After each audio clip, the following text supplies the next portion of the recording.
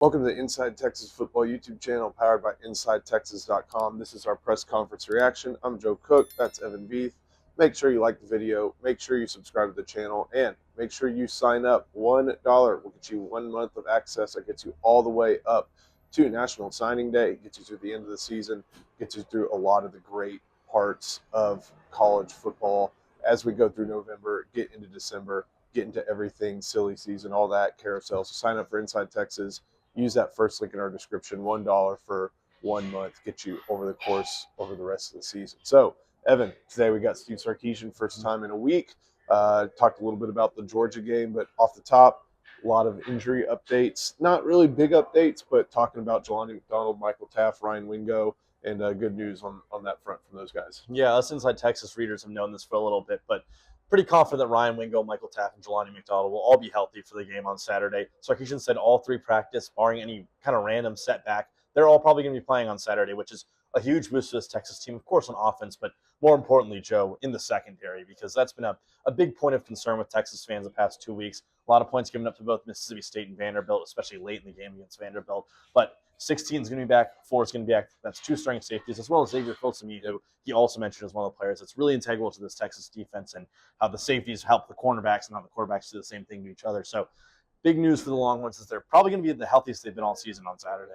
Yeah, getting back McDonald and Taft is going to be huge just because we've seen what it's like without them. Yeah. And that's not only against a team like Mississippi State where, they were taking advantage of matching up with Xavier Filsaime and, taking advantage of just Michael Taft not being out there from a lot of different perspectives. But an SEC team like Vanderbilt, even though it's not a passing team, like they were able to get back in that game and threw for 200-something yards against Texas on their backups because those frontline guys weren't out there. And so that's so important, especially against a Georgia team where, they may not be this super team of Georgia's past, but they do have guys like Oscar Delp and Lawson Lucky and Noah Thomas and Zach Branch.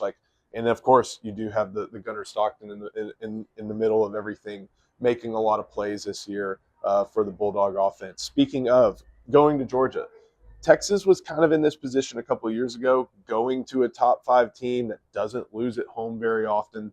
And Sark pushed against this, but he's doing something similar to what he did a couple of years ago. Remember when he was talking to Alabama or talking after the Alabama win? It's like, well, I guess they're 31-2 now or something like that.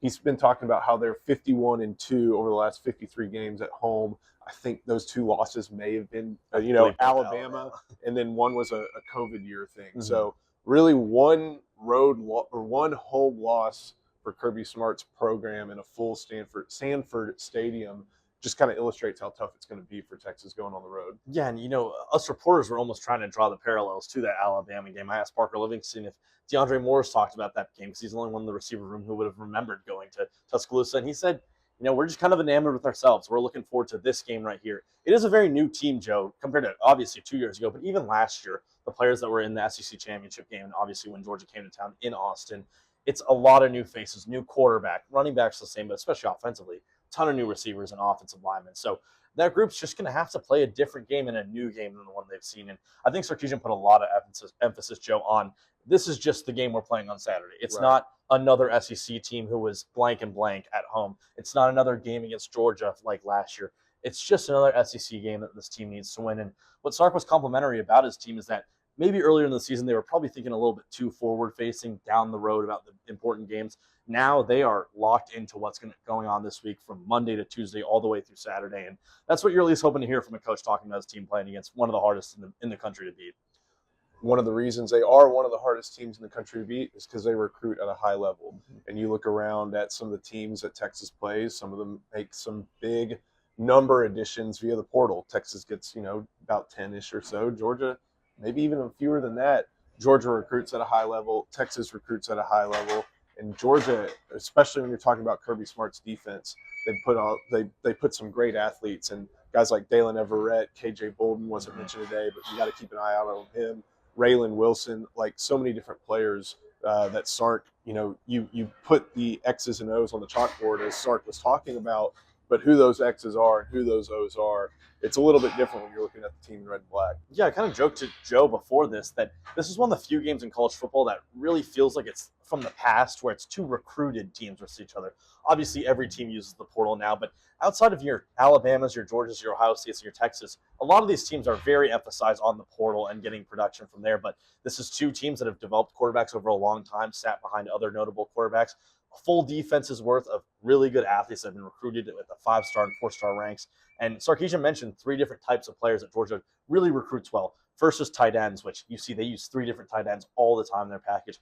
Ellis Williams, a 6'7" player who made some great catches this year. Of course, Delpin Lucky, who we were used to last year. The versatile linebackers, they've got 3 NFL players in C.J. Allen, Raylan Wilson, Chris Cole, guys who fly around the field and can do kind of everything on the football field that the linebackers asked of. And those long cornerbacks, those lengthy defensive backs that you mentioned with Dalen Everett. Parker Livingston noted that those guys already on tape, they're seeing how good they can be. So it's just some players that you don't always see when you're playing against the Vanderbilts and Mississippi States. Truly elite athletes, these NFL guys that, as much as Texas can out-athlete some teams, they're going to need to do more than just do that to beat a team like Georgia. Quick timeout. If you have a move coming up in the Dallas area, put real estate agent Josh Holden in your starting lineup. He's a UT grad, a lifetime Texas X, and he scouted every inch of the Metroplex. From Highland Park and Preston Hollow to Uptown and Old East Dallas, Josh Holden knows the market, and he's going to match you with the perfect home. On top of that, he has years of experience in commercial property management, so he has the playbook for contracts, curb appeal, and everything in between. Bottom line, Josh Holden is an easy win. He's reliable, savvy, and he helps you close with confidence. Reach him at josh@joshholdenrealestate.com, or you can call or text 972-917-8081.